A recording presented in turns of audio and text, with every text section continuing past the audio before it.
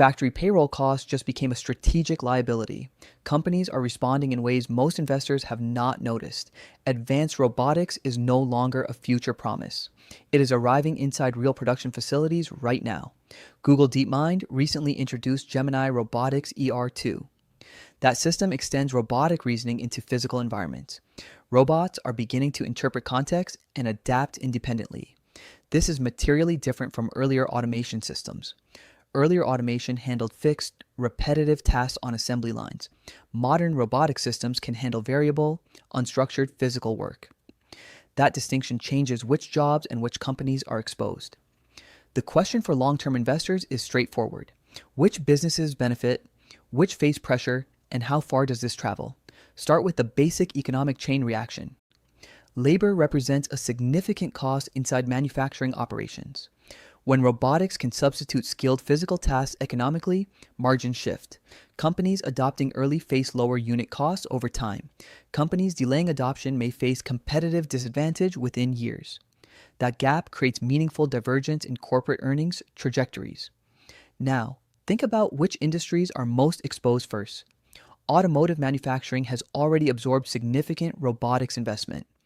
Electronics assembly, pharmaceuticals, and logistics are accelerating rapidly now. Warehouse and distribution operations are particularly active deployment zones. The research evidence from multiple frontier labs points the same direction. Physical AI systems are becoming commercially viable faster than expected. That timeline compression matters for investors with long holding periods. If you hold a broad equity index, you already have exposure. Many industrial and consumer companies inside indexes depend heavily on labor. Their margins may improve or face disruption depending on their position. The first implication runs through capital spending decisions. Companies are shifting investment budgets from human hiring toward automation. That spending flows toward robotics manufacturers, sensor producers, and software firms. Industrial capital expenditure cycles tend to be long and sticky. Once a facility automates a process, reversal is expensive and unlikely. This creates durable revenue streams for companies supplying these systems. Investors with exposure to industrial technology sectors may see this benefit. The second implication runs through labor markets and household income. This is where the story becomes more complicated for retirement investors. Higher wage, physically skilled manufacturing roles face meaningful displacement pressure. That pressure does not arrive uniformly or immediately across all regions. Adoption depends on robot costs, labor costs, and regulatory conditions. In regions where manufacturing employment remains large, the effect could be significant. Consumer spending in those communities may weaken over a medium-term horizon. Weaker consumer spending creates downstream pressure on retail, housing, and services. Retirement portfolios holding consumer discretionary sector funds should note this connection. The third implication runs through supply chain geography. Robotics is beginning to change where companies choose to manufacture goods. When labor cost differentials shrink, proximity to customers becomes more valuable. Some reshoring of production back to North America becomes more economically rational. That trend may benefit domestic industrial real estate and utilities demand. It may also pressure companies whose cost advantage relied entirely on cheap labor. Supply chains built around low-cost offshore labor face a structural recalculation. That recalculation creates risk for some companies and opportunity for others. Now, consider the historical parallel worth examining carefully here. The automation wave of the 1980s fundamentally reshaped manufacturing employment. Productivity rose, unit costs fell, and many factory roles disappeared permanently. Corporate profits in the adopting industries expanded significantly over that decade, but regional labor markets in manufacturing-dependent areas experienced prolonged damage. Modern robotics arrives with two important differences from that earlier wave.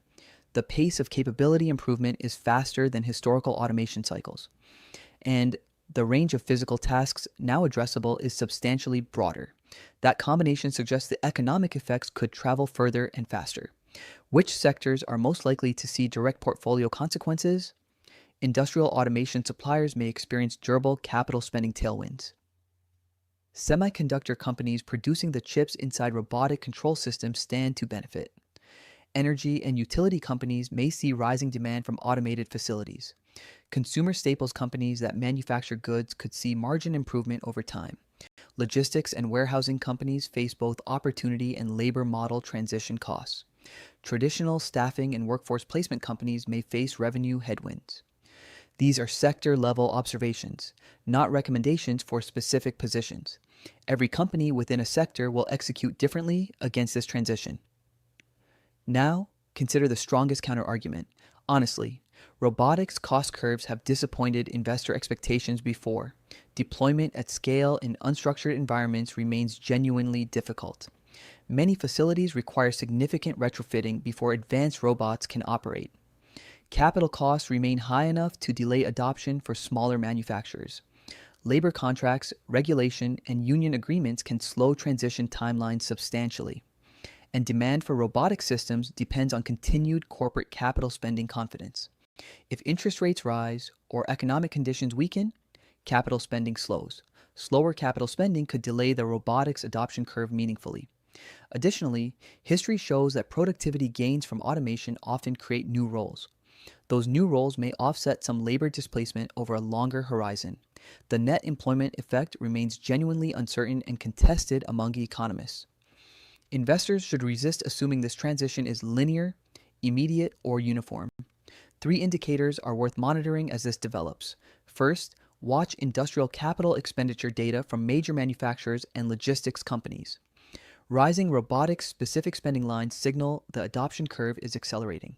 Second, watch earnings guidance from companies supplying robotic hardware and software systems. Order backlogs and delivery timelines reveal genuine commercial demand versus speculation. Third, watch manufacturing employment data in major industrial economies over time. A sustained structural decline in factory employment would confirm the displacement thesis. Stability or modest growth would suggest the transition is proceeding more slowly. None of these indicators will resolve the picture in a single quarter. This is a signal meant for investors thinking in years, not months. The economic chain from robotic capability to portfolio consequence is real, but the pace, the depth, and the distribution of effects remain uncertain. What appears structural is a sustained improvement in robotic physical capability. What remains uncertain is exactly how fast that capability becomes affordable at scale. The investors who may navigate this best are those watching the evidence. Which companies in your portfolio depend on labor costs for their margins?